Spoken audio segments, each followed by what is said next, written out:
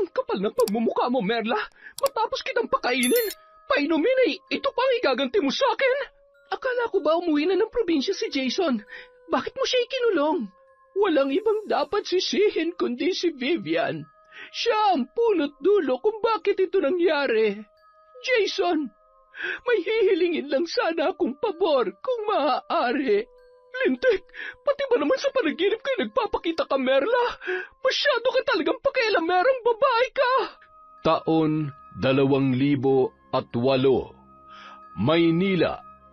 Abala sa pag-aayos ng kanilang mga gamit ang mag-inang sina Celia at Ruben sa kanilang bagong nilipatang apartment na may katamtamang laki.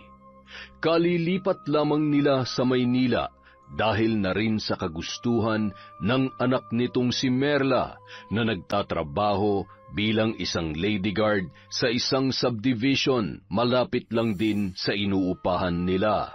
Ngayong narito na tayo sa Maynila, Ruben, sana naman ay gumaling na si Liam. Kaya nga po tayo kinuha ni Ate Merla sa probinsya, di ba? Para maipagamot na siya dito na maayos, Nay.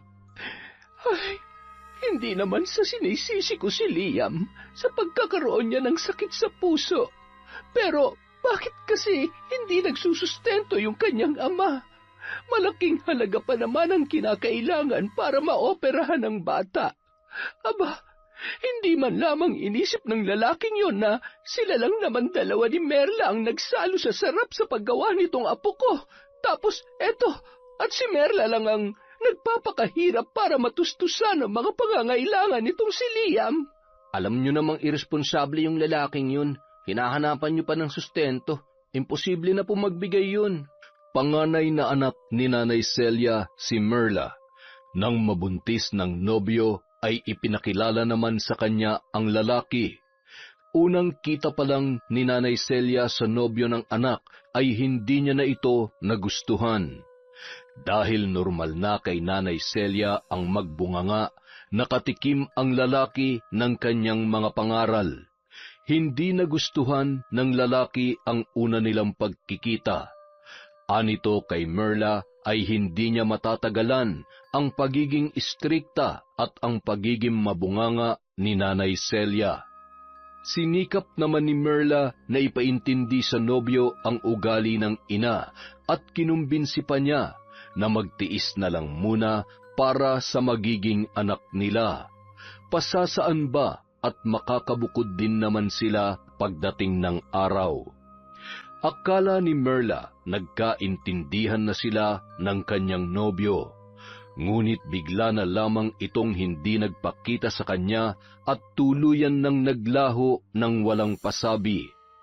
Kahit sobrang nasasaktan sa ginawa ng lalaki, ipinagpatuloy ni Merla ang buhay, hanggang sa siya ay manganak na. Ngunit tila pinagsakluban siya ng langit at lupa nang malamang may sakit sa puso ang kanyang anak na si Liam. Para matustusan ang mga gamot ng kanyang anak, nagdesisyon siya na magtrabaho sa Maynila bilang gwardya ng isang subdivision, at nang makaluwag-luwag ay kinuha niya na ang kanyang kapatid at ina, pati na rin si Liam para maipagamot ng maayos. Huwag na nga nating pag-usapan ng lalaking yon. Naiinis lamang ako. Hayaan nyo, Nay. Oras na makapagtapos ako ng pag-aaral at makapasok na magandang trabaho, ako na magtataguyod sa inyo. Sinabi mo yan, ha? Huwag ka muna mag-asawa at makukurot kitang bata ka. Ay, teka, nasa na nga pala si Liam? Hi po, Lola. Nandito po ako sa taas ng hagdan. Nako, ikaw talagang bata ka. Bumaba ka na nga riyan at baka mapagod ka sa pag-akyat paba mo. Alam mo namang masama sa'yo ang napapagod, apo ko. Strong naman po ako, Lola. Hayaan nyo na po muna ako mag-play.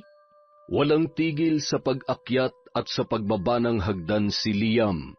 Nakikipaglaro siya sa kanyang sarili at aliw na aliw sa kanyang ginagawa. Kahit anong gawing pagsaway ni Nanay Celia ay tinatawanan lamang yon ng bata. Tingnan mo nga yung pamangkin mo. Mukhang namana sa ama niya ang pagiging matigas ang ulo. Kayo naman, Nay. Ganyan talaga ang mga bata. Likas na makukulit. Liam, apo, bumaba ka na riyan at ipaghahanda na kita ng merienda. Lola, Tito, hindi po ako makahinga. Biglang napabalikwas ng tayo si Nanay Celia mula sa pagkakasalampak sa sahig para daluhan ang kanyang apo. Ruben, kunin mo yung gamot ng bata sa kabinet. Magmadali ka. Opo, Nay. Ikaw naman kasi, hindi ka nakikinig kay Lola. Galit po ba sa akin si Lola? Hindi, Apo. Hindi ako galit. Nag-aalala lamang si Lola. Mas tumindi pa ang pag-aalala ni Nanay Celia nang makita na namumutla na ang kanyang apo. Ruben, ano ba? Bilisan mo naman! Nagmamadali namang sumugod si Ruben sa kanila. Akay-akay ni Nanay Celia ang kanyang apo. Mabilis namang pinainom ni Ruben ang bata ng gamot nito at dahan-dahang pinaypayan para makasagap ng hangin. Biglang bumukas ang pinto at iniluwa noon si Merla. Kagagaling lang nito mula sa kanyang trabaho. Nay, ano nangyari sa anak ko? Inatake si Liam, ate. Ano? Diyos ko, anong dahilan? Bakit siya inatake? Ang kulit kasi, akyat panaog sa hagdan, hindi nakikinig kay nanay na kanina pa sinasaway. Anak, nandito na si Mama. Kumusta ang pakiramdam mo, ha? Namumungay ang mga mata ng bata na nakatingin sa kanyang ina. Kahit mukhang pagod na pagod, nagpakawala pa rin yon ng pilit ng ngiti, sabay sa dahan-dahang paghawak sa mukha ni Merla. Labis naman ang pag-alala ng babae para sa kanyang anak, na malisbis ang kanyang mga luha habang hinahalikan ang kamay ni Liam. Kung kaya ko lang sanang kunin niyang nararamdaman mo, anak. Matagal ka na sanang nakalaya sa karamdaman mong yan. Pero, lalaban tayo, Liam. At sigurado kong makakaya natin ang lahat ng pagsubok sa tulong ni Papa God, di ba? Tumango na lamang si Liam bilang tugon sa kanyang lumuluhang ina. Ate, ngayong nandito na kami sa Maynila, ano nang balak mo? Plano ko sanang dalhin si Liam sa Philippine Heart Center, kaso kulang pa ang perang naipon ko para mapatingnan siya doon eh. Pasasaan ba't makukumpleto rin ang perang para dyan, anak? Maghintay lamang tayo ng kaunti pang panahon. Pagbubutihin ko po ang trabaho ko, Nay, para makapag-ipon pa tayo ng sapat na halaga. Mama, I love you po. Kayo rin po, Lola at Tito, mahal ko po kayo. Salamat sa pag-love niyo po sa akin, ha? Walang nagawa ang tatlo kundi yakapin na lamang si Liam. Sadyang malambing ang bata, matalino at mapagmahal. Mahal na mahal ka rin ni Mama. Gagawin kong lahat para mapabuti ang kalagayan mo, anak. Kinabukasan, habang nag-aalmusal, kinausap ni Merla ang kanyang ina. Nag-aalala po talaga ako sa kalagayan ng anak ko, Nay. Hindi ko naman alam kung kailan ako makakaipon para mapatingnan siya dun sa heart center. Kung humingi ka kaya ng tulong sa ama niya, di ba nabanggit mo sa akin dati na dito rin sa Maynila nagtatrabaho yung mokong na yon? Opo, Nay. Balita ko nga maganda raw po ang kanyang trabaho. Ano pang hinihintay mo? Tawagan mo na siya para makatulong siya sa iyo. Ayoko po, Nay. Matapos na kaming iwan ng kanyang anak. Abay, dapat lang na magbigay siya ng sustento kay Liam. Hindi porket hindi niya pinanagutan hindi na rin siya magpapakaama. Dugot laman niya ang nananalaytay sa buong pagkatao ng apo ko, Merla. Hindi, Nay. Yan ang hindi ko gagawin. Kaya ko namang itaguyod ang anak ko. Isa pa, hindi ako aasa sa pera niya. Simula nung iniwan niya kami, wala na siyang obligasyon sa amin at hindi ako lalapit sa kanya. Sige, kung yan ang gusto mo. Ang sa akin lang naman ay mas mapapagaan kung makikipag-usap ka sa kanya. Mas magiging magaan ang buhay naming mag-ina kung hindi na kami kukonekta sa kanya, Nay. Dahil sa determinadong anyo ni Merla ay natahimik na lamang si Nanay Celia. Hindi na niya ipinilit pa ang mga sinabi dahil nababatid niyang buo na ang desisyon ng kanyang anak tungkol sa bagay na yun. At upang hindi na lumala ang tensyon sa pagitan ng dalawa, nagbukas ng ibang usapan si Ruben. Kung ako na lang kaya ang tumigil sa pag-aaral, ate, dagdag gastusin lang kasi yun eh. Anong titigil ang sinasabi mo? Kuwan kasi, ate, mas makakaluwag ka kung hihinto muna ako. Tapos kung magtatrabaho ko, makakatulong pa ako sa pagpapagamot kay Liam. Kahit anong klaseng trabaho, ayos lang sa akin. Ang importante, makatulong ako sa iyo. Hindi ka hihinto, okay? Isang school year na lang at gagraduate ka na. Ano ka ba? Pero kasi, ate, wala nang pero-pero. Ginagawa kong lahat na makakaya ko para sa inyong tatlo. Alam kong lagi tayong papanigan ng Panginoon, Ruben. Magtiwala ka lang.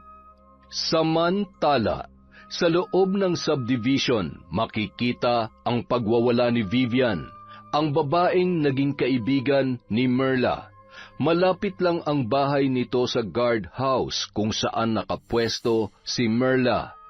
Lumayas ka sa pamamahay ko! Walang kwenta! Ay, ma'am, tama na po! Aray ko po, tama na! Di ba sinabi ko naman sa'yong ayusin mong trabaho mo? Bakit pa ang tanga-tanga mong babae ka, ha? Pasensya na po kayo. Hindi ko po kasi kayo narinig nang tawagin niyo po ako. Sumasagot ka pa! Anong gusto mong palabasin? Na ako may kasalanan? Ganon? Halika nga rito! Marahas na hinila ni Vivian ang buhok ng kanyang kasambahay at inginudngud yun sa semento. Umiiyak lang ang babae habang nagmamakaawa sa kanyang amo.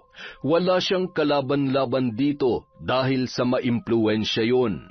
Hindi pa nakontento at pinagsasampal pa niya ang kanyang kasambahay.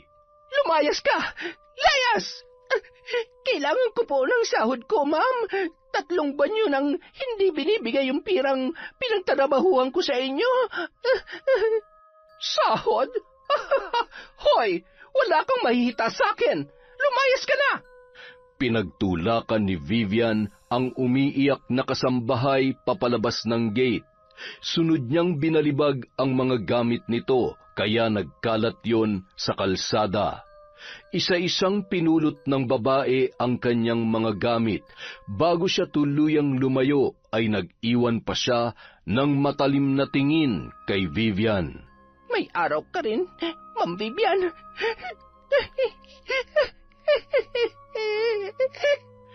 Sakto naman pagkaalis ng minaltratong kasambahay, dumating ang bagong hire na boy ni Vivian para sa bigasan nitong nasa loob lang din ng subdivision.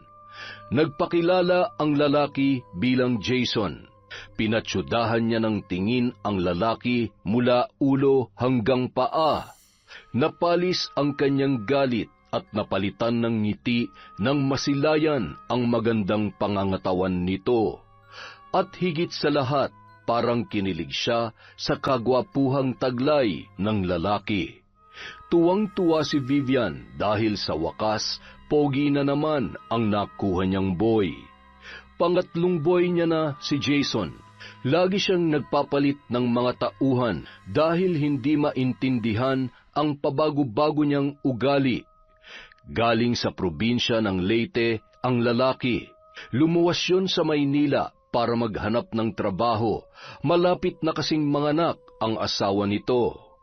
Ay, salamat naman at dumating ka na. Natutuwa ako kasi may maaasahan na ako sa bigasan ko. Ay, siya nga pala, nag-almusal ka na ba? Opo ma'am, tapos na po.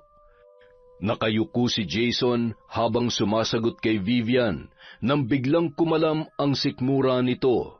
Hindi na tuloy na itago ng lalaki ang gutom nang ibuking siya ng tiyan niya sa pamamagitan ng paglikha ng tunog. Sa palagay ko hindi ka pa kumakain. Huwag ka na mahiya, Jason. Nakakahiyaman pong aminin, madam, pero hindi pa nga po talaga ako kumakain. Sapat lang kasi ang pera ko para sa pamasahe. Ganun ba? Sige, kumain ka muna ng almusal bago ka magsimulang magtrabaho. Hindi ka makakakilos na maayos niyan kung gutom ka. Nako, maraming salamat po, madam. Ma'am Vivian na lang ang itawag mo sa akin. Yan din naman ang nakasanayan ko sa mga dati kong boy. Sige po, Ma'am Vivian. Matapos makapag-almusal, dinala ni Vivian si Jason sa tutuluyan nitong silid. Jason, ito ang magiging kwarto mo. Malinis na yan. Maraming salamat po, Ma'am Vivian. Sige na, ilagay mo muna mga gamit mo dyan at bubuksan na natin ang bigasan. Naging abala si Jason nung araw na yon. Kahit pagod sa trabaho, masaya naman siya na mabait ang kanyang amo. Lumipas ang 1 linggo at maayos naman ang naging takbo ng kanyang pagtatrabaho. Jason, pansin ko lang na parang wala kang masyadong dalang damit, ano? Ilang piraso lang po kasi ang dinala ko, Ma'am Vivian. Heto, ibinili kita ng mga bagong damit. Alam ko namang malinis ka sa katawan at malinis din naman ang mga damit mo. Kaya lamang ay pansin kong gabi-gabi ka naglalaba. Magiging pasmado ka niyan. Batak na batak sa pagod ang katawan mo tapos pag uwi mo ay diretso ka agad na nababasay ang mga kamay mo.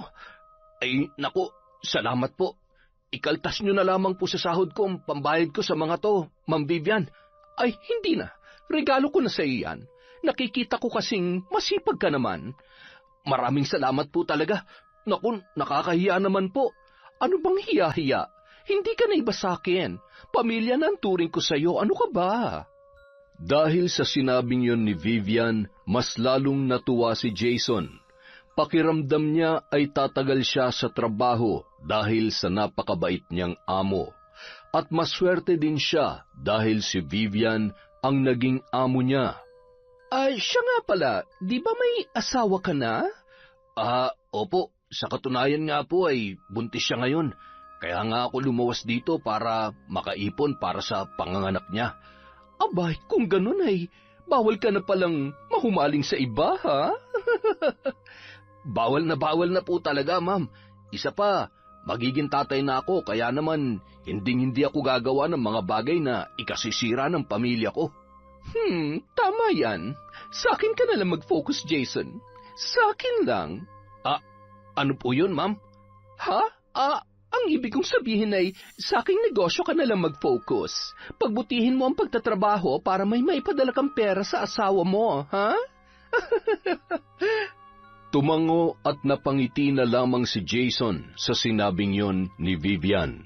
Halata talagang may pagmamalasakit sa kanya ang kanyang amo. Dahil sa pag-iistima sa mga bumibili, hindi na niya nakita ang pagsingkit ng mga mata ng babae. Isang araw, nadatnan ni Vivian ang isang customer na bakla habang nakikipag-usap kay Jason. Pansin niya ang malalagkit na tinging ipinupukol ng bading na yon sa kanyang boy. Oras ng trabaho, nakikipagharutan ka, Jason? Aba, baka nakakalimutan mo, pinapasweldo ka lang dito. Nagulat naman ang lalaki sa ibinungad sa kanya ng kanyang amo. Naisip niyang baka may problema kaya mainit ang ulo nito.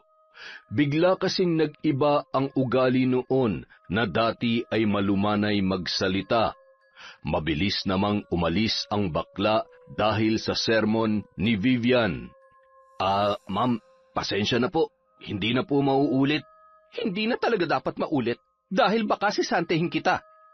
Kinagabihan, kinatok ni Vivian si Jason sa silid nito. Medyo nagulat pa ang lalaki pagkakita niya sa suot na manipis na bestida ng babae at bakat na bakat ang dibdib na walang bra. Ma'am Vivian, may kailangan po ba kayo?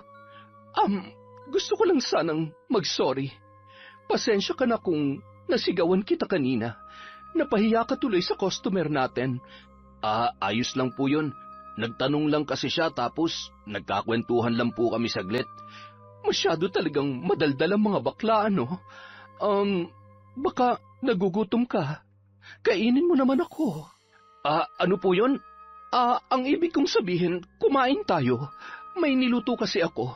Baka gusto mo akong saluhan. Araw-araw, paiba-iba ng mood si Vivian. Naroong bigla na lamang itong magagalit sa tuwing may bumibili na magagandang babae, o di kaya ay nagdadabog kapag may nakakausap na bakla si Jason.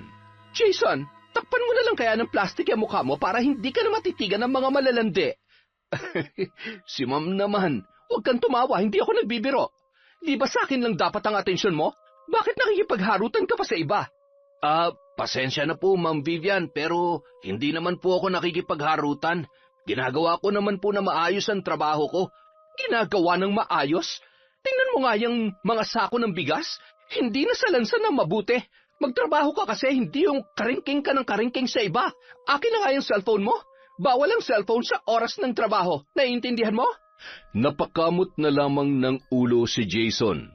Hindi naman siya umangal pa at iniabot na lang niya ang cellphone kay Vivian. Makalipas ang ilang sandali, lumapit si Vivian sa lalaki. Kasalukuyang nag-aayos yun ng mga sako na walang laman nang biglang dumukwang si Vivian sa kanyang harapan. Dahil sa suot nitong V-neck na t-shirt na medyo maluwag, nalantad sa kanyang paningin ang umbok ng dibdib ng among babae. Jason, pakikamot naman ang likod ko. Hindi ko kasi abot eh. Sige po. Tumalikod po kayo, ma'am. Ay, oo nga pala. Sa pagkamot ni Jason sa likod ni Vivian, naramdaman niya ang paghawak nito sa kanyang braso. Hinagod-hagod yun ng babae habang nakapikit. Nang mapansin ni Jason ang ginagawa ni Vivian, ay napaatras siya. Okay na po yan, ma'am. Ilalagay ko na lang muna tong mga sako sa bodega. Kaagad na umalis ang lalaki, bitbit ang mga sako dahil sa naiilang na siya. Nainis naman si Vivian dahil sa ginawa nito. Buisit, nakakawala ka ng gana, Jason. Matapos makapagsara ng bigasan, naisip ni Jason na maglakad-lakad hanggang sa napadako siya sa guardhouse. Nakita niyang nag-uusap ang isang lady guard at ang isang babae na sa tingin niya ay katulong base sa uniforme nito. Psst! Kuya, di ba ikaw yung bagong boy ni Ma'am Vivian? Ano nga palang pangalan mo? Oo. Ako si Jason. Pustahan tayo. Di ka magtatagal dyan sa amo mo. Ha? Bakit naman? Wala naman kasing tumatagal dyan eh. Masamang ugali niyan. Hindi ang bait kaya ni Ma'am Vivian. Anong mabait? Halimaw yan. Alam mo ba ang ginagawa niya sa mga boy at katulong niya? Minamaltrato, sinasaktan, niyuyurakan ng pagkatao. Kaya nga, umalis yung mga naging katulong niya dyan sa bigasan Nananakit kasi ang halimaw na yan, pisikali at mentally, Mirla. Hindi niya naman ako sinasaktan. Baka napagsasabihan lang sila. Normal lang naman na mapagsabihan tayo ng mga amo natin kapag hindi na tama ang mga ginagawa natin. Yun bang tipong naapektuhan na yung trabaho natin? Normal ba ka mo? Tingnan mo nga tong mga piklat sa kamay at braso ko. Siya may gawa niyan. Kaya nga ako umalis dyan dahil hindi ko na kaya ang mga pananakit niya. May saltik kasi ang babae na yan. Kung ako sa'yo, Jason, habang maaga pa, umalis ka na dyan bago mo danasin ang mga dinanas namin. Ikaw ha? Magtigil ka nga sa mga paratang mo. Baka maniwala si Jason sa'yo. Bakit? Totoo naman ang mga sinabi ko Alam mo, ang mabuti pa, umuwi ka na lang. Baka hinahanap ka na ng amo mo. Huwag ka magkalat ng chismis dito. Ang bait-bait ni Ma'am Vivian tapos sinisiraan mo. Ewan ko sa'yo, Mirla. Binabalaan ko lang naman itong si Jason. Diyan na nga kayo, che! Huwag mo nalang pansinin ang mga pinagsasasabi nun. Galit lang yata yun kay Ma'am Vivian dahil tinanggal siya sa trabaho. Siya nga pala. Ako nga pala si Merla. Bago umuwi ay nakipagkwentuhan muna si Jason sa lady guard. Pagdating niya sa kanyang quarter ay kaagad siyang hinarang ni Vivian. San ka galing? Nakipagkwentuhan lang po ako dun sa may guardhouse. Kanino? Dun sa lady guard po, si Merla. Bakit niyo nga po pala ako hinahanap, ma'am? Ipapaalam ko lang sana na naiwala kayong cellphone mo. Hindi ko na matandaan kung saan ko nailagay o baka nalaglag ko. Lagot na. Paano ko na makukontak ang asawa ko niyan? Pahihiramin na lamang kita kapag gusto mo siyang kausapin. Sa pagdaan ng mga araw, lalong naging mas possessive si Vivian kay Jason. May ngumiti at bumati lamang dito, parang nagliliyab na sa galit ang babae. Kinokontrol niya ang lahat ng mga ginagawa ng lalaki, maging ang makipag-usap sa mga customer ay ipinagbabawal niya kung hindi naman tungkol sa bigas ang kanilang pinag-uusapan. Ma'am Vivian, 1 linggo ko na po kasing hindi nakakausap ang asawa ko. Pwede ba akong makitawag gamit yung cellphone nyo? Kahit saglit lang po, baka kasi nag-aalala na sa akin yun. Pasensya ka na, Jason. Nasira ang cellphone ko. Ewan ko ba kung bakit bigla na lang nawawala ang signal nito? Ipapatingin ko muna sa technician, ha? Para matawagan mo ng asawa mo. Hindi alam ng lalaki na sinadya talaga ni Vivian na itapon ang kanyang cellphone para mawala ang komunikasyon nito sa kanyang asawa at mabaling lang sa kanya ang atensyon ng lalaki. Kapag nanghihiram naman sa kanya si Jason, ay marami siyang dinadahilan para hindi na makatawag pa yon sa kanyang pamilya. Hanggang sa nakahalata na ang lalaki at hindi na lang nangungulit sa kanyang amo. Halos hindi na rin kinakausap ni Jason ang mga customer para hindi siya nito pagalitan at masigaw-sigawan sa harap ng ibang tao. Pero kapag sila lang dalawa ay nagpapakita ng paglalambing si Vivian sa kanya, at minsan pa nga napapansin niyang tila inaakit siya nito. Sa mga pagkakataong yun ay umiiwas na lamang si Jason. Ayaw niyang magkasala sa kanyang asawa. Hindi man siya tinatablan sa mga pang-aakit ng kanyang amo, ngunit kasalanan at pagtataksil pa rin kung hahayaan niya lang yon na siya ay akit-akitin. Maraming beses na ring nagpakita ng motibo sa kanya si Vivian. Minsan ay napapaisip na lamang siyang umalis, pero agad din naman siyang nagdadalawang isip dahil kailangan niya ng trabaho para sa kanyang magiging pamilya. Para makaiwas sa kanyang amo, laging tumatambay si Jason sa guardhouse para makipagkwentuhan kay Merla. Naging malapit ang loob nila at naging tunay na magkaibigan. Dahil na rin sa naiwala ni Vivian ang kanyang cellphone, ay kay Merla na lamang siya nakikitawag para makausap ang kanyang asawa. Mula sa 2 palapag ng bahay ni Vivian ay natanaw niya si Jason na may kausap sa cellphone doon sa guardhouse.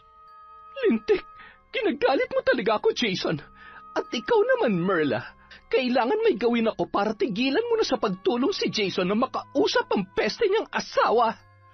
Nakakuyom ang mga kamay ni Vivian habang nakatanaw sa dalawa. Nanggagalaiti na parang gusto nang sumabog. Sa paglingon niya, nahagip ng kanyang paningin ang isang plastik na upuan.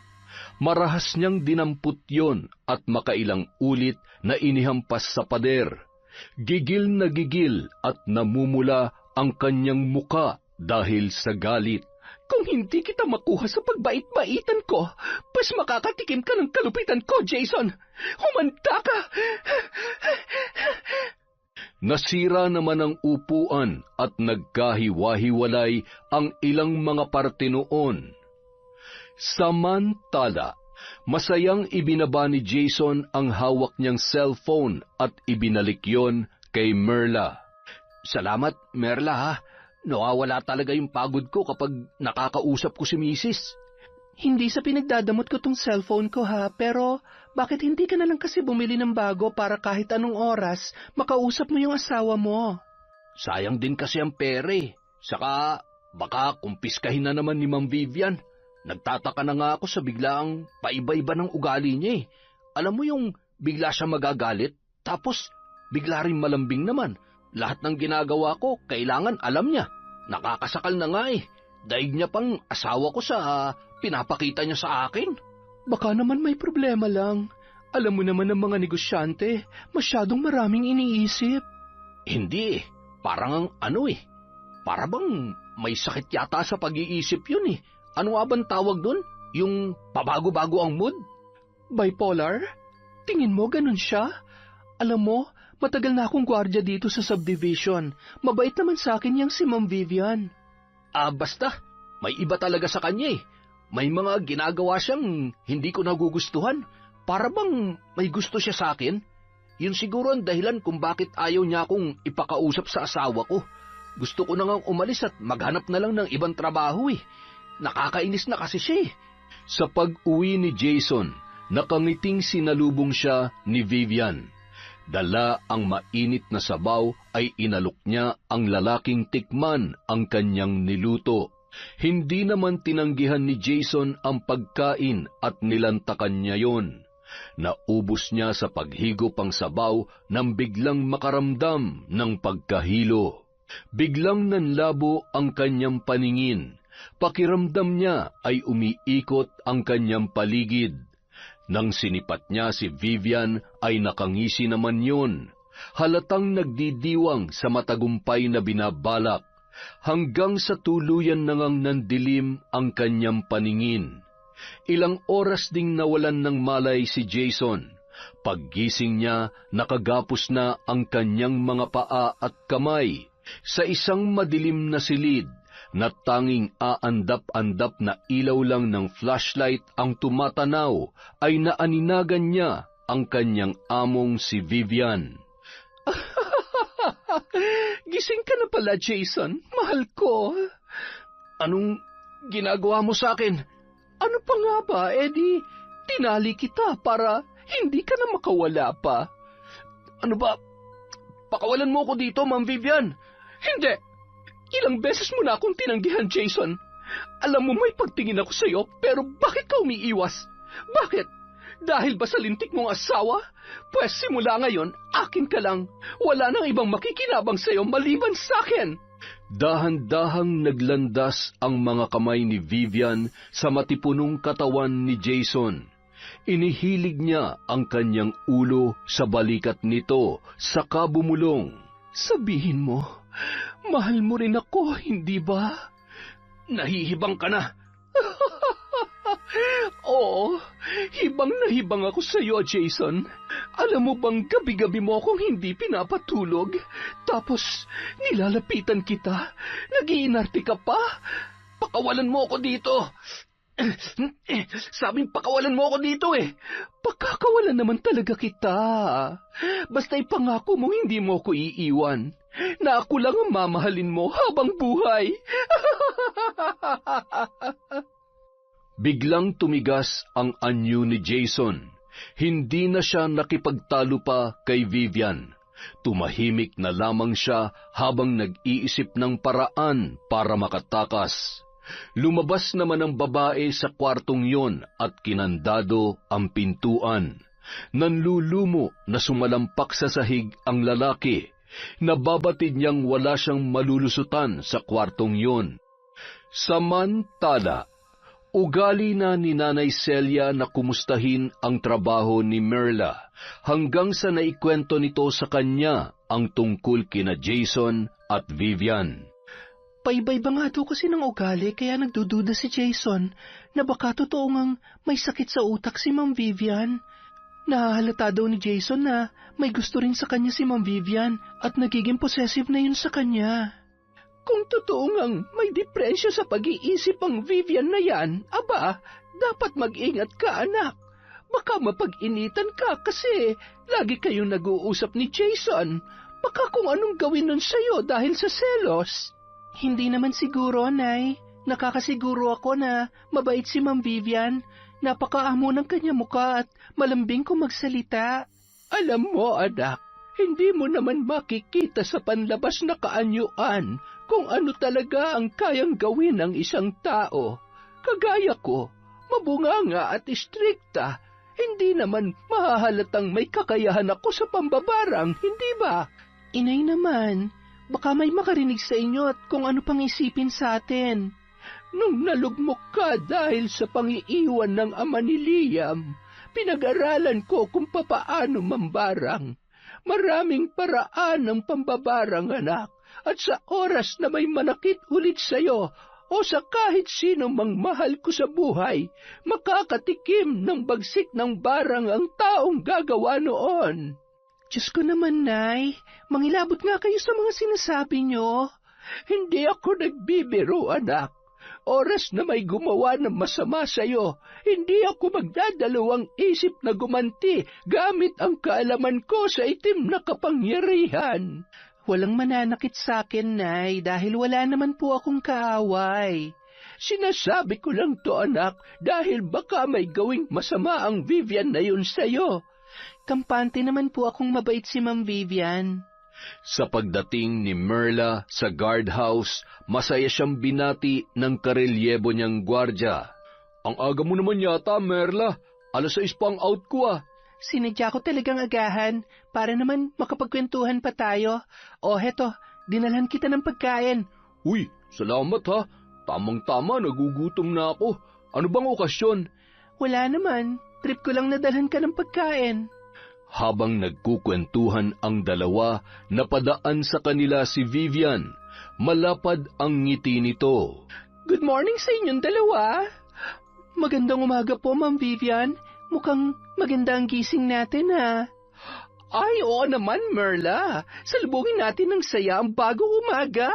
Kumusta na nga pala ang anak mo?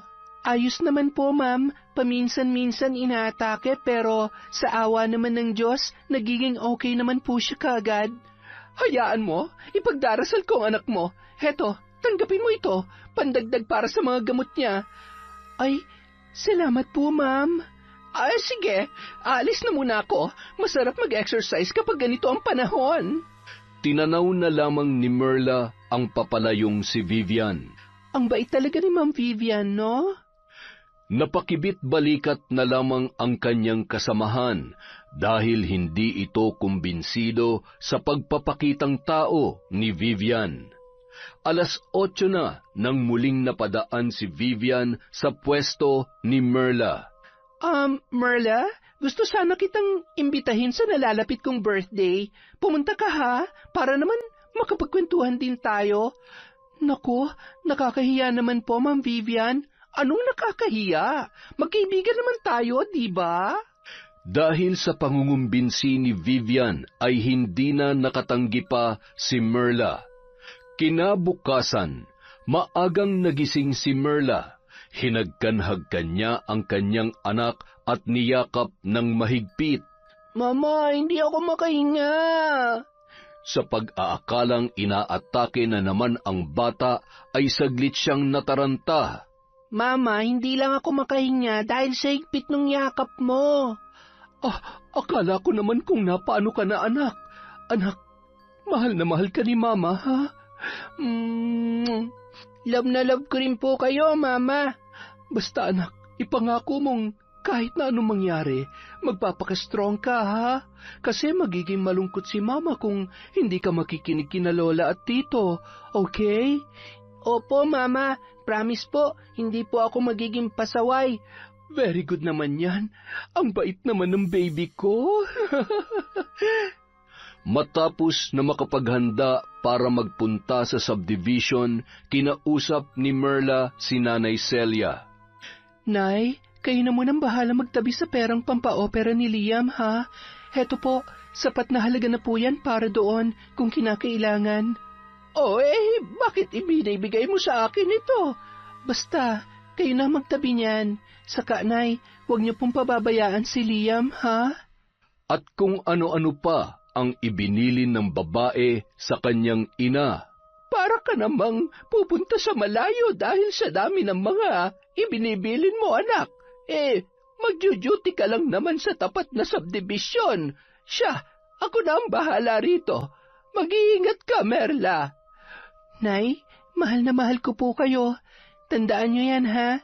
Salamat po sa lahat-lahat, Nay. Bago umalis si Merla, ay niyakap pa niya ng mahigpit ang kanyang nanay. Habang tinatanaw papaalis ang anak, parang may kung anong lungkot ang lumukob sa kalooban ni Nanay Celia. Dali-dali niya itong sinundan. Anak, sandali lang! O Nay, bakit po? Huwag ka na lamang kayang pumasok ngayon. Iba kasi ang pakiramdam ko eh. Nay, hindi po pwede. Naghihintay na sa akin ang karelyebo ko. Anong oras na Iba kasi talaga ang pakiramdam ko ngayon, anak. Ite-text ko na lang po si Ruben para mabilhan niya po kayo ng gamot. Hindi mo kasi ako naiintindihan. Sige na po, Nay. Lalakad na ako. Baka mapagalitan ako ng boss ko oras na malaman niya na nahuli ako. Ay, sige. Mag-iingat ka. Mag-iingat ka. Kumaway na lamang si Merla sa kanyang ina bago tuluyang lumisan. Pagdating niya sa guardhouse, kaagad siyang sinalubong ni Vivian na kanina pa naghihintay sa kanya. Iniabot nito ang invitation card para sa kanyang kaarawan. Formal kitang iniimbitahan sa birthday party ko, Merla. Magtatampo ako sa iyo kung hindi ka darating doon. Makakaasa po kayong dadalo ko, Ma'am Vivian. Siya nga pala, parang hindi ko na yata nakikita si Jason dyan sa bigasan niyo. Oo. Umuwi muna siya sa probinsya. Namimiss siguro niyang asawa niya. Hindi ko nga alam kung kailan babalik yun eh. Hindi naman na nagtaka pa si Merla dahil minsan nang nabanggit ng lalaki na baka umuwi na lamang siya sa kanila o di kaya ay maghahanap na lang ng ibang trabaho dahil sa pabago-bagong pakikitungo ni Vivian dito. Hihintayin kita sa party ko ha? Mamayang gabi na yon, Merla. Sige po, Ma'am Vivian. Ano ka ba? Mas matutuwa ako kapag Vivian na lang ang itatawag mo sa akin. Parang nakakahiya naman po kasi. Sige ka, magtatampo ko kung ipipilit mo pa yung pagtawag na ma'am sa akin. Sige, Vivian. Ayan, ang sarap sa tenga. O siya, mauna na ako't mukhang nakapila na ang mga suki ko. Maggagabi na nang tinawagan ni Merla si Nanay Celia para ipaalam na mahuhuli siya ng uwi dahil dadalo pa siya sa party ni Vivian. Maraming dumalo sa parting yon. Marami ring handa si Vivian. At kapag may party, paniguradong merong alak. Hindi na nakatanggi pa si Merla nang yayain siyang uminom ng babae. Hanggang sa sila na lang dalawa ang nag-iinuman dahil umuwi na ang ibang dumalo sa nasabing pagdiriwang. Alam mo, Merla, yung mga lalaki, pare-pareho lang ang mga yan, mga walang kwenta. Matapos nilang makuha ang lahat sa atin, parang baliwala na tayo sa kanila. Tama ka dyan, Vivian. Hindi naman natin sila kailangan para mabuhay eh. Kaya nating mabuhay nang wala sila. Hindi ba? Tama ka, pero iba ko eh. Bago ako sumuko, dapat nagawa ko ng lahat para ipaglaban ko ang pag-ibig ko. Isang cheers naman dyan para sa ating mga nasaktan at niloko pero lumalaban. Cheers! Marami pa silang napagkwentuhan hanggang sa unti-unti na silang nakatulog dahil sa kalasingan. Malalim na ang gabi nang magising si Merla. Nakaramdam siya ng pagkaihi. Pasuray-suray siyang nagtungo sa banyo. Pagkalabas niya roon, biglang nahagip ng kanyang pandinig ang mga kaluskos na nagmumula sa kung saan. Napatigil siya sa paghakbang nang makarinig siya ng parang boses ng lalaki. Humihingi yon ng tulong. Sinundan ni Merla ang pinanggagalingan ng tinig hanggang sa napunta siya sa labas ng silid, kung saan nakakulong si Jason. Samantala, malakas na inuumpog ni Jason ang nakagapos na mga kamay sa pinto. Nang hihina na rin siya dahil sa gutom. Ma'am Vivian, pakawalan mo ako rito. Buksan mo ang pinto. Saklolo, tulungan niyo ako. Paulit-ulit na nagsisisigaw ang lalaki. Nang maaninag ni Merla ang tila kumakalampag sa kabilang banda ng pinto, idinikit niya ng mariin ang kanyang tenga doon. at nakilala niya ang boses ni Jason na humihingi ng tulong. Biglang binayo ng kaba ang dibdib ni Merla. Bumalik siya sa sala kung saan nakatulog sila ni Vivian. Hindi niya alam kung ano ang gagawin at natatakot siya sa kung ano ang susunod na mangyayari. Sa biglang paggalaw ni Vivian ay napaiktad si Merla, ngunit nakita niyang nalaglag ang isang susi mula sa bulsa nito. Kahit kinakabahan, dahan-dahan niya yung kinuha. Saglit pa siyang napatigil sa paghinga nang biglang napaubo si Vivian. Nang masigurong tulog na tulog pa yon, halos patakbo siyang nagtungo sa labas ng silid na kinaroroonan ni Jason. Nanginginig ang kanyang mga kamay habang sinusuksok ang susi sa seradura. Kahit hindi sigurado kung yun ba ang tamang susi para doon, ay naglakas loob siyang subukan kung magbubukas yun o hindi. At sa pagklik ng susi, mabilis niyang itinulak ang pinto para buksan.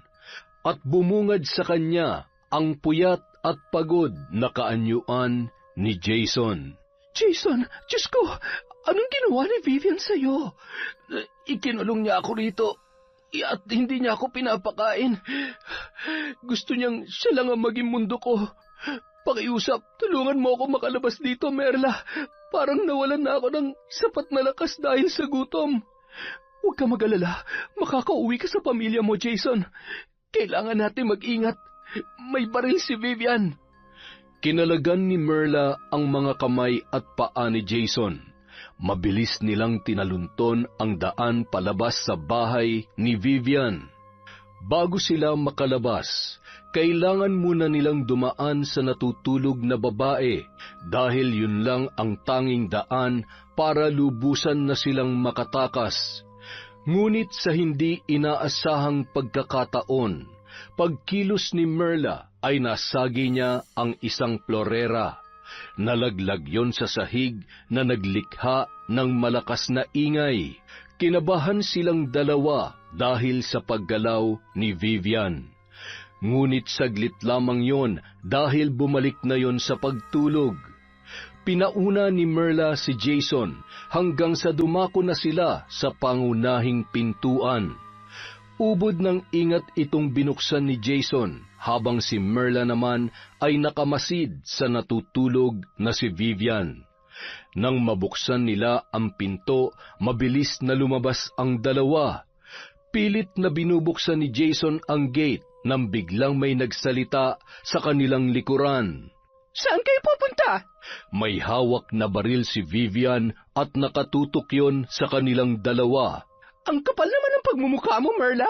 Matapos kitang pakainin, painumin, ito pang igaganti mo sa akin? Akala ko ba nakauwi na ng probinsya si Jason?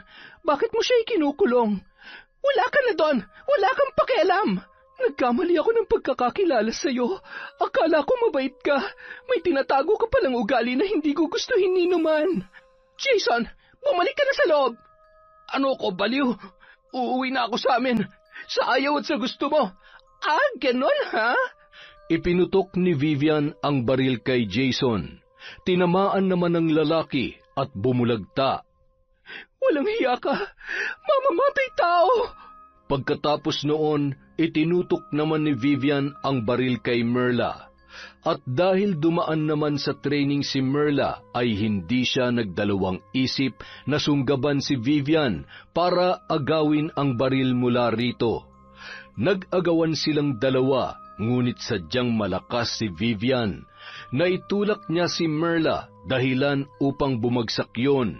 Subalit mabilis ang ginawang pagkilos ni Merla para makalapit mula kay Vivian. Muli niyang tinangka na agawin ng baril, ngunit nakalabit na yon ni Vivian at tumama ang bala sa kanyang katawan. Nasapo ni Merla ang dugoang dibdib. Ibig niyang sumugod pa, ngunit pinaputukan pa siya ni Vivian ng makailang beses. Bumulwak ang masaganang dugo mula sa ulo ni Merla dahil sa tama ng bala. May dugo ring tumulo sa gilid ng kanyang mga labi. Bumulagta ang babae. Kaagad na tumakas si Vivian nang mapansin ang paglalabasan ng mga kapitbahay. Nagkagulo ang buong subdivision nung mga oras na yun dahil sa nangyaring pamamaril sa dalawa. At walang ibang itinuturong salarin kundi si Vivian, ngunit hindi na ito mahagilap ng mga otoridad. Daplis lang ang natamo ni Jason samantalang napuruhan ng husto si Merla. Na-comatose ang babae at pagkalipas lamang ng ilang araw ay binawian na rin yon ng buhay. Sa ospital na rin nagkakilala sina Jason at Nanay Celia. Isang gabi, dumalaw si Jason sa burol ni Merla. Nasa kanya ang atensyon ng lahat ng mga taong naruroon, partikular na si Nanay Celia. Lumapit siya sa kabaong at nag-alay ng dasal. Nilapitan naman siya ng matanda. Nakikiramay ho ako. Bilang isang ina, walang katumbas ang lalim na sakit ng mawala ng isang anak. Walang paglagyan ng aking paghihinagpis. Humihingi po ako ng tawad sa inyo, Nanay Celia, nang dahil sa akin, namatay po si Merla. Ikinuwento ni Jason ang lahat ng nangyari nung gabing yun, kung paano siya nakulong sa silid na yun at kung paano siya tinulungan ni Merla. Sa totoo lang, nang malaman kong nabaril ang anak ko dahil sa pagliligtas niya sa iyo, nakaramdam ako ng galit. Sinisi kita dahil sa pagkawala niya. Pero naisip kong kung ako man ang nasa kalagayan niya, ay gagawin ko rin ang kanyang ginawa. Ililigtas din kita dahil alam kong yun ang tama. Walang araw na hindi ko sinisisi ang sarili ko. Napakabait po ni Merla sa akin. Simula nung nagkakilala kami, puro kabutihan na ang ipinakita niya. Hindi ko lubos akalain na hahantong sa ganito ang lahat. Walang ibang dapat sisihin kundi si Vivian. Siya ang punot dulo kung bakit nangyari ito. Jason, may hihilingin lang sana akong pabor kung maaari lamang. Matapos mailahad ni Nanay Celia ang kanyang pinupunto, ay tumango si Jason bilang pagsang-ayon. Samantala, napadpad sa isang probinsya si Vivian. Doon ay walang nakakakilala sa kanya. Nangupahan siya sa isang silid na may katamtamang laki. Nagpakilala siya bilang Verna sa may-ari ng inuupahan. Tito, malaya ako makakapagliw-aliw. Walang mga pulis ang hahanap sa akin. Sa wakas, natakasan ko na rin ang batas. Isang gabi, mahimbing na natutulog si Vivian nang dalawin siya ng ilang mga senaryo sa kanyang panaginip. Nakita niya ang mga naganap noong itinakas ni Merla si Jason. Galit na galit siya hanggang sa dumako ang eksena noong kinalabit niya na ang gatilyo ng baril. Dugoang bumagsak si Jason at nang magpakawala siya ng sunod-sunod na putok ay kitang-kita niya kung paano nangisay si Merla. Maraming dugo ang nagkalat at sa isang iglap lang ay biglang bumangon si Merla. Mabilis ang kilos nitong dinakma ang kanyang leeg. Sinakal siya ng babae. Padiin ng padiin hanggang sa kapusin na siya ng hininga. Napabalikwas ng bangon si Vivian. Napaubo ng ilang ulit habang pinagpapawisan ng malagkit. Nang mapagtanto niyang panaginip lamang pala ang lahat, muli siyang bumalik sa pagkakatulog. At sa muli, napanaginipan na naman niya ang mga eksenang yon ng paulit-ulit. Lintik na yan! Pati ba naman sa panaginip ko ay nagpapakita ka, Merla?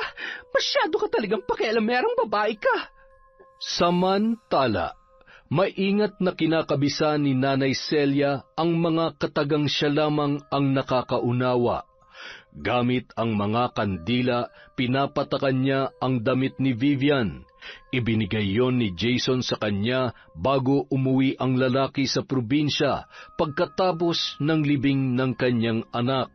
Sinadya niya talagang ipakuha ang damit na yon kay Jason dahil yon ang suot ni Vivian noong huling araw na nakita yon sa loob ng subdivision. Nang matapos ang una at ikalawang orasyon, itinaas niya sa ere ang damit ni Vivian. Binulong-bulungan niya yon at hinipan-hipan. Simula sa araw na ito, hindi ka na patatahimikin ng iyong konsensya, Vivian, dahil nakakulong ka na sa aking itim na kapangyarihan. Bawat pagpatak ng oras, uusigin ka ng iyong konsensya na magsasadlak sa iyo sa walang hanggang kadiliman. Mabilis na inilapag ni Nanay Celia ang damit at kasabay noon ay ang pagtirik niya ng isang itim na kandila sa gitna noon. Samantala, ilang gabi na ring hindi nakakatulog ng maayos si Vivian. Lagi siyang nagigising dahil sa mga tagpong paulit-ulit na dumadalaw sa kanyang panaginip. Marahil ay dala lamang ito ng stress. Kailangan kong uminom ng gamot para pampakalma at pampatulog. Kahit na anong gamot ang inumin niya ay hindi pa rin yun umuubra. Lagi pa rin siyang nagigising sa kalaliman ng gabi. Hanggang isang gabi, doble na ang kanyang iniinom na tableta para makasigurong makakatulog siya ng mahimbing. Ngunit nanaginip na naman si Vivian. Pumunta siya sa isang lamay. Sa loob ng isang kabaong ay mayroong taong nakahiga. Hindi niya maaninag ang muka noon dahil medyo nahamugan ang nakatakip na salamin. Kahit maraming tao sa paligid, nakabibinging katahimikan naman ang namamayani roon. Hindi niya alam kung bakit siya nandoon, gayong wala naman siyang kakilala ni isa sa mga taong naroon.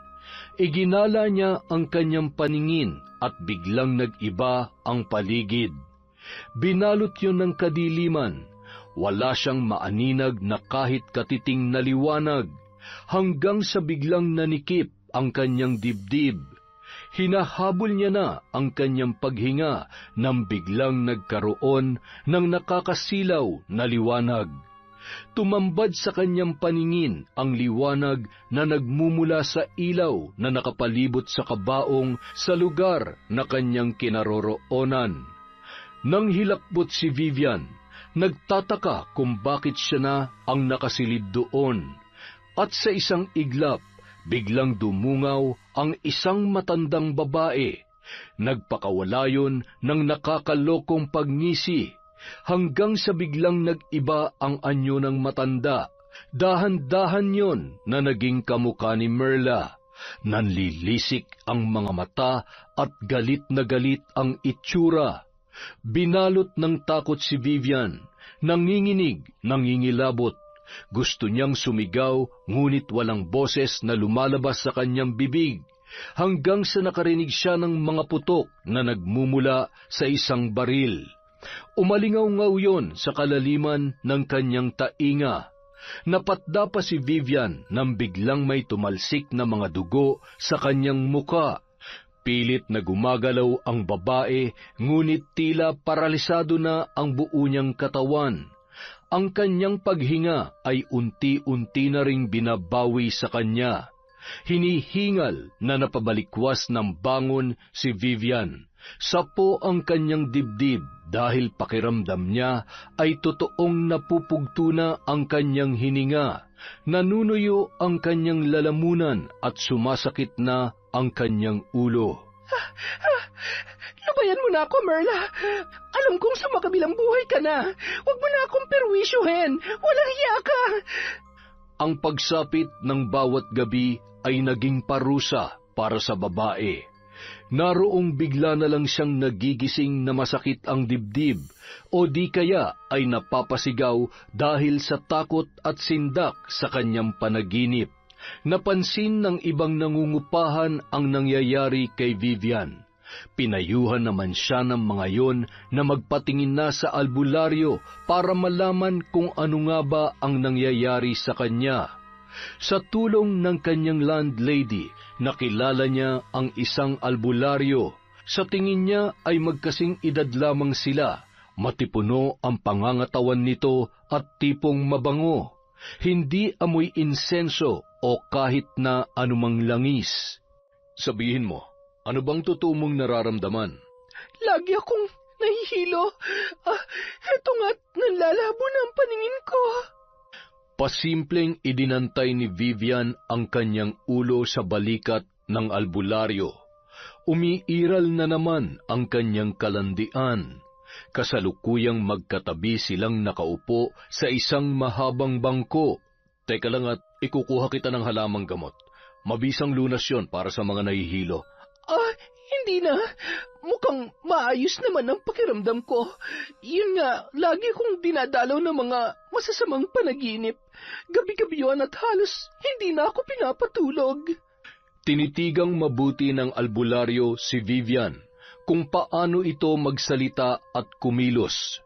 Nilandas ng kanyang paningin ang kabuuan ng babae. At nang mapadako ang kanyang mapanuring tingin sa magkabilang mata ni Vivian, ay nagkaroon agad siya ng konklusyon. Maaari ko bang matingnan ang iyong mga hindiliit sa magkabilang kamay? Aba, siyempre naman. Mabilis na ipinakita ni Vivian sa albularyo ang nais nitong tingnan. Barang, nakikita ko na binabarang ka. Ano? Anong barang? Ang barang ay isang sumpa na nagmumula sa kaliwang lihim na kapangyarihan. Pasensya ka na, pero hindi ko talaga maintindihan. Ginagawan ka na masama ng isang taong galit sa iyo sa pamamagitan ng pambabarang. Ito'y katulad lang din ng kulam, ngunit ang mambabarang ay gumagamit ng mga insekto o di kaya ilang mga piling kagamitan upang ipasok sa katawan ng biktima. Yun ang magsisilbing tutupok at papatay sa iyo. Kung ganon, may kung ano-ano ng mga insektong nasa loob ng katawan ko. Sa pagkakaalam ko ay wala pa. Nagsisimula pa lang ang mambabarang na pasakitan ka. Aba, hindi pwede yan. Kailangan may gawin kang lunas para sa sumpa ng mambabarang. Ayoko pa mamatay, ha? Ang kaya ko lang ibahagi sa iyo ay ang mga proteksyon upang hindi ka tablan sa kahit anumang uri ng barang. Gagawin kong lahat para sa mga yan. Teka, sino ba naglakas loob na barangin ako? Sinabi ng albularyo ang tungkol sa isang matandang babae na konektado sa kanyang mga napapanaginipan. Isang ina ang naghihiganti para sa anak nitong gwardya na binaril na lamang ng basta-basta. Pagkarinig noon, napatiimbagang si Vivian. Perwisyo ka talaga sa buhay ko, Merla. Magkano naman ang alok mo para sa mga sinasabi mong proteksyon? Mahirap gawin ang mga proteksyon kaya paniguradong mahal ang singil ko. Kung perang pag-uusapan, baliwala sa akin yan.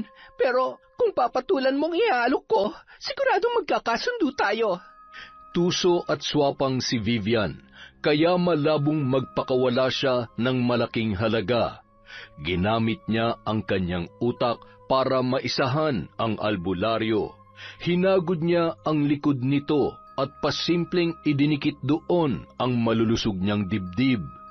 Nakaupo ang albularyo habang siya naman ay nakatayo sa likuran. Inilapit niya ang bibig niya rito at binulungan. Tila lumiwanag naman ang muka ng lalaki at sumilay ang ngiti sa kanyang mga labi. Tumingala yun sa kanya at kasabay noon ang paghahawak kamay nilang dalawa.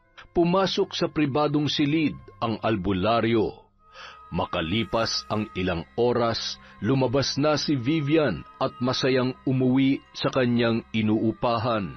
Tinanong siya ng kanyang landlady kung naging maayos ba ang pakikipag-usap niya sa albularyo. Binahagi niya naman dito kung ano ang inilahad noon sa kanya at tungkol sa proteksyon nitong libreng ipagkakaloob. Samantala, sa kabilang banda, Malungkot na nakaupo sa hagdanan si Liam.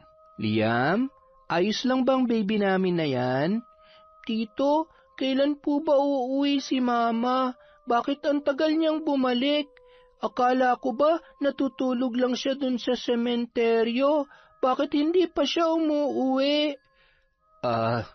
Ganito kasi yon, Liam. Hindi mo pa masyadong naiintindihan ng lahat dahil bata ka pa. Pero alam kong naririnig ka ng mama mo ngayon. Ayaw niyang nalulungkot ka, di ba? Miss na miss ko na si Mama, Tito. Gusto ko na siyang makita at yakapin. Nandito naman si Tito at si Lola, di ba? Hindi ka namin pababayaan. Mama! Parang nadudurog ang puso ni Ruben habang yakap-yakap ang kanyang pamangkin. Walang kamalay-malay ang bata na hindi na babalik kailanman ang kanyang ina. Samantala, makalipas ang ilang araw ay bumalik si Vivian sa albularyo. Oh, ano? Handa na bang mga proteksyon ko? Oo naman, malakas ka sa akin eh. Very good. Pero may gusto pa akong gawin sa mambabarang para mapabagsak ko siya. Kailangan mo siyang pahinain nang sa ganon, madali ko siyang mapapatay. Kaya ko naman yung pinapagawa mo sa akin, pero panibagong bayad na naman yan. Oo naman. Halika na sa kwarto mo para makuha mo nang ibabayad ko sa'yo. Matapos ang mainit na tagpo sa pagitan ni Vivian at ng albularyo, binigyan siya nito ng isang kwintas na ang palawit ay baon ng nyog na hugis tatsulok. At para pahinain ang mambabarang ay binigyan naman siya nito ng isang maliit na boteng may lamang tubig. Babad daw yon sa mga orasyon, kaya talagang manghihina ang mambabarang kapag isinaboy ang tubig dito. Napahalakhak naman si Vivian dahil sa nararamdaman niya na ang kanyang tagumpay nang mapasakamay niya ang kanyang mga kailangan.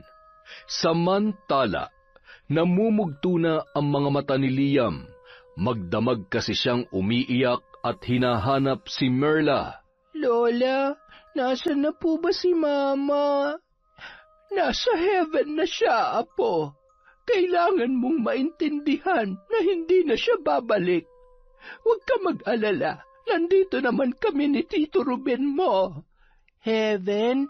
Di ba si Papa Jesus nasa heaven din nakatira, Lola? Oo, magkasama na sila ni Mama Merla mo.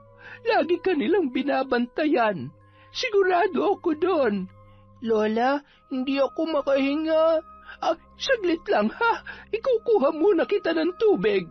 Nagmamadali si Nanay Celia patungo sa kusina. Ngunit dumoble ang kanyang pagkataranta nang biglang sumigaw si Ruben. Nay! Nay, dalian nyo! Si Liam po! Napatakbo si Nanay Celia pabalik sa kinaroroonan ng kanyang apo. Nagulat siya nang makitang nangingisay si Liam at namumutla na rin ang buong muka. Tumawag ka ng ambulansya, Ruben! Dalian mo! Tulong! Tulungan niyo kami! Sakay sa humaharurot na ambulansya, walang pagsidlan ang takot at pag-aalala ni Nanay Celia para sa kanyang apo. Diyos ko! Alam kong nakagawa ako ng malaking kasalanan dahil sa paglabag ko sa mga utos mo, pero huwag niyo sanang hayaang mawala sa amin ang apo ko. Dugtungan niyo pa sana ang buhay niya. Nagmamakaawa ako sa inyo. Pagdating sa ospital, kaagad na inasikaso ng mga doktor si Liam.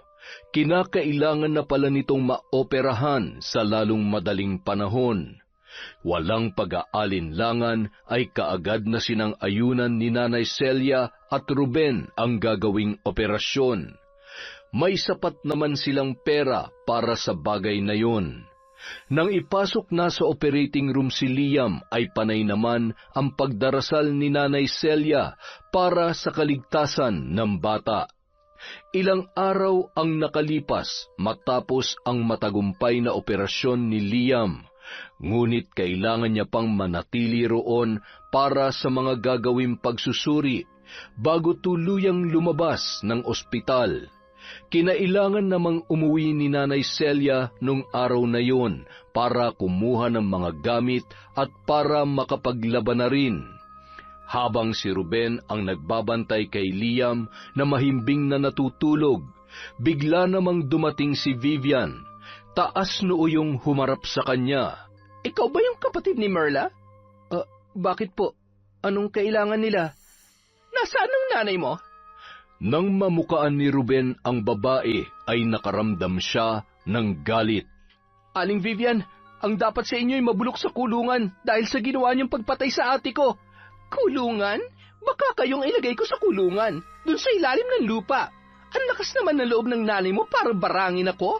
Pwes para sabihin ko sa inyo, hindi ako natatakot sa pambabarang nyo, kahit na magkamatayan pa tayo. Mabilis na sinunggaban ni Vivian si Ruben. Dinakma niya ang leeg nito at mariing sinakal, gamit ang dalawa niyang kamay.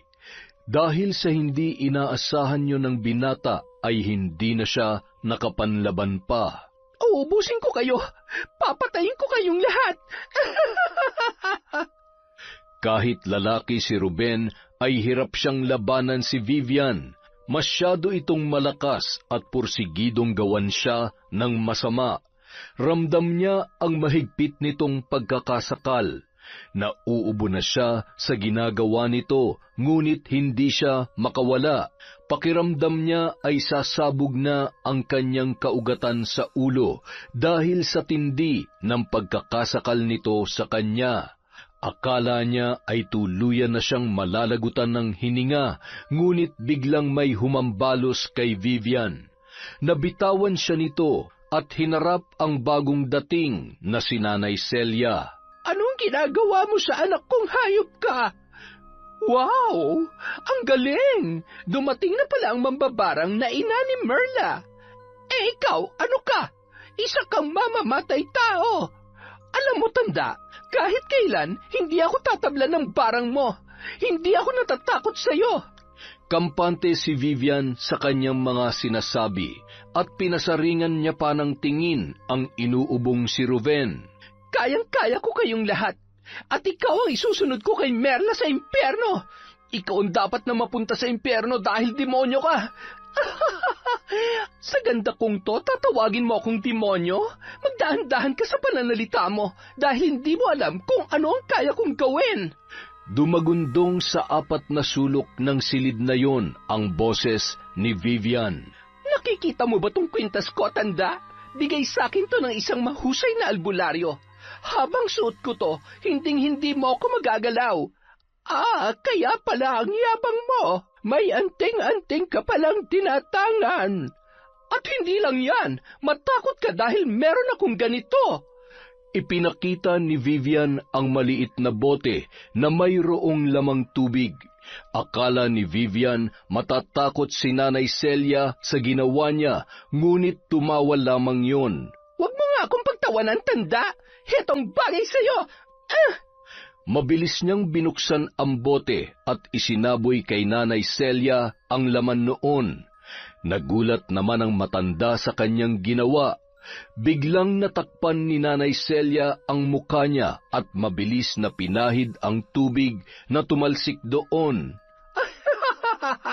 Ngayon mo ipakita sa akin ang lakas mo, matandang mambabarang. Sa narinig na kayabangan, naningkit ang mga mata ni Nanay Celia dahil sa galit. Gusto mo talaga akong subukan, ha? Pwes, hindi kita uurungan. Bumulong-bulong ng mga katagang hindi maintindihan si Nanay Celia at matiim niyang tinitigan ang tumatawang si Vivian. Biglang nakaramdam ng paninikip ng balat ang babae. Umalon-alon ang kanyang balat sa buong katawan na parabang mayroong nagsisigapangan sa ilalim noon. Teka, ano nangyayari sa akin? Bakit nangangatay ako ng ganito? Akala ko ba gusto mong makita ang bagsik ng aking barang? Hindi magkamayaw sa pagkamot ang babae. Hindi niya maintindihan kung ano ang kanyang nararamdaman. Naroong nakikiliti siya kaya napapatawa ng bahagya, at naroon ding biglang sumisidhi ang kirot na hindi niya maipaliwanag kaya napapadaing siya sa sobrang sakit. Isang malakas na paghiyaw ang pinakawalan ni Vivian nang maramdaman ang tila kumakalikot sa kanyang balat na para bang may nais na lumabas mula roon. Sa pagtingin niya sa kanyang mga braso na hindik ang buo niyang pagkatao, nang masipat ang mga insekto na nagsisilabasan mula sa kanyang balat. Ipis! Napakaraming ipis! Anong ginawa mo sa akin, matanda ka? Tumitig lamang sa kanya si Nanay Celia, ibig matawa sa mga naging reaksyon ng babae. Akala ko ba'y may protection ka? Bakit mukhang hindi naman yata tumatalab? O sadyang wala naman talagang bisa ang mga yan? Pinagtawanan ni Nanay Celia ang pamimilog ng mga mata ni Vivian, na animoy hindi makapaniwala dahil mukhang naisahan siya ng albularyong nagbigay sa kanya ng mga yon. Lintik na albularyo yon? Paniwalang-paniwala pa naman ako sa kanya. Alisin mo mga ipis na to! Alisin mo! Ang mga ipis na sinasabi ni Vivian ay hindi naman nakikita ni Ruben. Pakiwari niya ay nababaliw na ang babae dahil sa kung ano-ano na lang ang mga pinagsasasabi nito, na wala namang katotohanan. Alam niyang may kakayahang mambarang ang kanyang ina, at siguro nga ay totoong may mga ipis, subalit sa mata ng mga normal na tao, isang baliw ang kanilang nakikita sa inaakto ni Vivian. Walang tigil sa paglalabasan ang mga ipis mula sa loob ng kanyang katawan. Hindi naman siya magkamayaw sa pagpapagpag sa mga yun. Dahil sa panghihilakbot, paulit-ulit siyang tumitili habang tumatakbo sa pasilyo ng ospital. Pinagtitinginan na ng mga tao si Vivian. Bawat madaanan niya ay iisa lamang ang reaksyon. Natatawa dahil sa kanyang ikinikilos at sinasabi. May mga nagbubulong-bulungan din na nababaliw na ang babae. Sa pag-alis ni Vivian, naiwang tumatawa sina Nanay Celia at Ruben. Lola, Tito Ruben. Agad na dinaluhan ng mag-ina ang bagong gising na si Liam. Liam, apo, kumusta na ang pakiramdam mo? Okay naman po, Lola. Bakit po kayo tumatawa? Masaya lang kami kasi successful ang operasyon mo. Tama ang Tito Ruben mo, apo. Kailan po natin dadalawin si Mama sa sementeryo, Lola? Pag nakalabas ka na rito, pupuntahan natin ang puntod ng mama mo. Samantala, natatawa naman ang albularyo dahil sa ginawa niyang panlilinlang kay Vivian. May isang tao na namang naloko ng kanyang mga peking anting-anting. Sa kabilang banda, makikitang naglalakad sa lansangan ang babae. Tirik na tirik ang araw, ngunit wala siyang pakialam habang umaapak sa simento ang mga paang walang tsinelas. Palinga-linga siya sa paligid, yakap-yakap ang sarili at nanginginig. Mga ipis! Ang daming mga ipis! Naging palaboy si Vivian.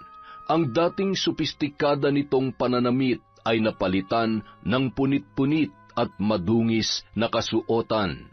Ang dating mahaba at maganda niyang buhok ay hindi na nakakatikim ng paliligo at pagsusuklay. Bumaba na rin ang kanyang timbang, at kung saan siya abutin ng antok at pagod ay doon na lamang siya natutulog. Isang araw, nakasalubong niya ang dati niyang kasambahay na pinagmalupitan. Hindi kaagad siya nito nakilala nang manlimos siya rito dahil sa kanyang panlilimahid. Ngunit nang magsimula siyang mag-hysterical at magsisigaw ay nakuha niya ang atensyon nito. Mga walang kwenta! Hindi niyo ba alam na isa akong kagalang-galang na tao? Ma'am Vivian? Ikaw ba yan? Mga inutil! Jason, ihanda ang kotse. Aalis tayo! Parang walang naririnig si Vivian nang kausapin siya ng dating kasambahay. Sinimulan nitong sumayaw nang makarinig ng nakakaindak na tugtog. Ngunit bigla ring napatigil at nagsisigaw dahil sa may lumalabas umano na mga ipis sa kanyang katawan. Merla, sabihin mo sa nanay mong alisin ang mga ito sa akin. Ano ba? Inuutosan kita! Napailing-iling na lamang ang dati niyang kasambahay dahil sa sinapit ng dati nitong amo. Ay, tunay ngang sisingiling ka ng karma sa mga masasamang bagay na ginagawa mo sa iyong kapwa. Sariling konsensya ang umuusig ngayon kay Ma'am Vivian dahil sa pagpatay niya kay Merla. Buti nga sa kanya. Araw-araw lumalala ang kalagayan ni Vivian. Kung ano-ano na ang ginagawa niya sa kanyang sarili para mawala ang mga ipis na palagi niyang nakikita sa labas ng kanyang balat. Hanggang sa nakapulot siya ng isang kutsilyo. Ginamit niya yon para sugatan ang kanyang sarili. Kailangan niyang patayin ang mga ipis isa-isa sa pamamagitan ng paghiwa sa mga yun. Humahalakhak ang babae nang makita niyang tinatamaan niya ang mga ipis na nasa kanyang mga paa, at sa bawat pagtusok niya gamit ang kutsilyo ay pumupulandit ang sariwang dugo. Isang concerned citizen ang nakakita sa kanyang ginagawa. Mabilis namang inagaw ng lalaki ang kutsilyong hawak niya. Galit na galit siya sa ginawa ng lalaki. Akmang susugurin niya na sana yon para kagatin nang makitang katabi nito si Merla. Patay ka na! Pinatay na kita! Lubayan mo na ako, Merla! Nagsisisigaw siya habang tumatakbo papalayo. Hinihingal ngunit ayaw niyang abutan siya ni Merla na nakasunod sa kanya. Mabilis ang ginawa niyang pagtakbo hanggang sa nakakita siya ng isang bagong gawang gusali. Mataas ang gusaling yon na mayroong 5 palapag. Hindi pa natatapos ang kabuuan noon. Naisipan niyong akyatin ni Vivian hanggang sa makarating siya sa pinakatuktok na bahagi. Mahangin sa kanyang kinaroroonan, doon ay nakaramdam siya ng kapayapaan at napangiti. Alam kong hindi mo na ako masusundan dito, Merla. Dahan-dahan siyang sumuksok sa pinakasulok ng palapag na yon at nakatulog. Sa kanyang panaginip ay nakita niya na naman si Merla. Nakasuot yon ng puting bestida at nakatunghay sa kanya. Walang emosyon ang makikita sa mukha ng babae. Matinding galit ang naramdaman ni Vivian dahil doon. Gusto niya itong patayin ng paulit-ulit. Biglang mayroong lumitaw na baril sa harapan ni Vivian. Pilit niya yung inaabot, ngunit tila lumalayo mula sa kanya. Gigil na gigil ang babae na barilin si Merla, kaya tumayo siya mula sa sulok upang kunin ang nasabing baril. Ang hindi alam ni Vivian, ang tagpong kinukuha niya ang baril ay hindi na lamang basta panaginip, kundi totoong gumagalaw na siya. Wala namang baril sa realidad dahil likha lamang yon ng kanyang isipan. Mabilis siyang nagtungo sa gilid ng gusali at sa isang iglap lang ay biglang nawala ang sandatang kanyang kukunin. Nang sipatin niya ang ilalim, nakita niya ang mga taong nandoon, nakatingala sa kanya. Humahalakhak ang babae, sabay sumigaw. Ako si Vivian! Maganda ko at makapangyarihan! Kasabay ng malakas niyang pagsigaw ay ang pagtalon niya mula sa 5 palapag ng gusaling yon. Bumagsak si Vivian sa lupa, duguan, lasug-lasug ang katawan at wala ng buhay. Samantala, nagulat na lamang si Ruben nang mapanood mula sa telebisyon ang isang balita tungkol sa babaeng tumalon mula sa mataas na gusali at kinilala ang biktima na si Vivian. Nay, patay na po si Aling Vivian. Kayo po ba may kagagawa nun sa kanya? Ang barang niyo po bang umusig sa kanya? Hindi, anak. Oo, binarang ko siya sa pamamagitan ng mga ipis, pero itinigil ko na yon. Sa hindi inaasahang pagkakataon, nagkita si Nanay Celia at ang dating kasambahay ni Vivian. Nakilala niya yon nung nagpunta ang babae sa burol ni Merla. Naikwento nito sa kanya ang sinapit ni Vivian, kaya napagpasyahan niya na itigil ang pambabarang. Ayaw niya namang makapatay ng tao, sapat nang nabaliw ang naturang babae. Marahil ay hindi niya na nakayanan ang pag-uusig ng kanyang konsensya, kaya siya na ang mismong gumawa ng paraan para kitilin ang sarili niyang buhay. O baka dahil sa pagkabaliw ay hindi na niya matagalan pa ang kanyang nararanasan. Hindi natin alam kung ano ang totoong pangyayari sa likod ng kanyang pagkamatay. Pero ngayon, lubos na nating nakuha ang hustisya, Ruben. Hustisya para sa kapatid mong si Merla. Makalipas ang ilang araw na pamamalagi sa ospital, sa wakas naging malakas na rin ang kalusugan ni Liam. Liam, may good news ako sa'yo. Ano po yun, Tito? Sabi ng doktor, pwede ka na raw makalabas bukas. Talaga po, Tito? Yay! Salamat po, Papa God, sa pagpapagaling niyo sa akin. Tuwang-tuwa si Liam dahil sa wakas ay madadalaw na rin niya ang kanyang mama. Nag-alay ng mga puting rosas ang bata sa puntod ng kanyang ina. Lola, pag kinausap ko po ba si Mama, maririnig niya po ba ako? Oo naman, Apo. Sabihin mo lang ang gusto mong sabihin. Maririnig ka ng mama mo doon sa heaven. Mama, salamat po sa pagbabantay sa akin nung inoperahan po ako. Miss na miss ko na po kayo, Mama ko. Talaga, Apo? Binantayan ka ng mama mo? Opo, Lola. Nandun po si Mama. Sabi niya pa po sa akin, kailangan kong maging strong para sa inyo. Gusto ko na nga pong sumama sa kanya, kaso sabi niya, malulungkot daw kayo ni Tito pag iniwan ko kayo eh. Magpakabait daw po ako sa inyo at bantayan ko daw po kayo para sa kanya. Masaya na po si Mama sa heaven, Lola. Sabay na patingin sa malawak na kalangitan si Nanay Celia at si Ruben. Maaliwalas ang bughaw na langit at alam nilang mula roon ay pinagmamasdan sila ni Merla. Anak, mapapanatag na ako dahil alam kong masaya ka na dyan. Salamat sa lahat ng pagsasakripisyo mo para sa amin. Huwag ka mag-alala, ate. Hinding-hindi ko pababayaan si Nanay at si Liam. Matapos ang proseso ng gamutan ni Liam, nagpasya silang umuwi na lamang sa kanilang probinsya. Mas maayos kasi ang kapaligiran doon para sa kondisyon ni Liam. Tagumpay namang nakapagtapos ng pag-aaral si Ruben at doon na rin siya nakakuha ng trabaho. Siya na ang nagtaguyod sa kanyang ina at sa kanyang pamangkin. Balang araw, ikukwento niya sa pamangkin ang mga pangyayari sa likod ng pagkamatay ng kanyang mama at kung paano nila nakuha ang hustisya dahil sa ginawang paghihiganti ni Nanay Celia para kay Merla, ang binaril na gwardya.